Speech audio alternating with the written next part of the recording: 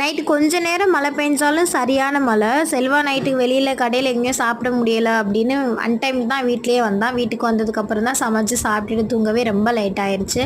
காலையில் எழுந்திரிச்சு கடையில் போய் கொஞ்சம் அரிசி மட்டும் வாங்கிட்டு வந்து சாப்பாடு வச்சாச்சு.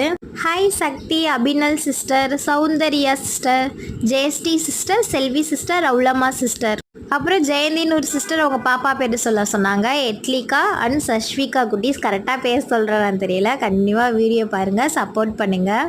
அப்புறம் குட் மார்னிங் சோபியா சிஸ்டர். எல்லாரோட நேமே நான் கண்டிப்பாக சொல்லுவேன், பட் கொஞ்சம் டைம் ஆகும். ஏன்னா முன்னாடி இருக்கிறவங்க பேர் சொன்னதுக்கப்புறம் தானே உங்கள் பேர் சொல்ல முடியும். அதனால் ஆனால் உங்கள் பேர் சொல்ல கண்டிப்பாக மறக்க மாட்டேன். இன்றைக்கி ரசம் வச்சு முருங்கைக்கீரை தான் செஞ்சுருந்தேன். செல்வா தூங்கி எழுந்திரிக்கும் போதே சாப்பாடு முன்னாடி இருக்கணும்னு நினைப்பான். நான் சமைச்சு முடிச்சதுக்கும் பாப்பா எழுந்திரிச்சு கிளம்புறதுக்கும் கரெக்டாக இருக்கும். மதியத்துக்கும் அவனுக்கு ரசம் தான் கொடுத்து விட்டேன். பாப்பாவை அப்படியே வண்டிக்கு அனுப்பி வச்சுட்டு கொஞ்சம் நேரம் ரெஸ்ட் எடுத்துகிட்டு மறுபடியும் வேலை பார்க்க வேண்டியது தான். வீடியோ பிடிச்சினா லைக் பண்ணுங்கள். பா.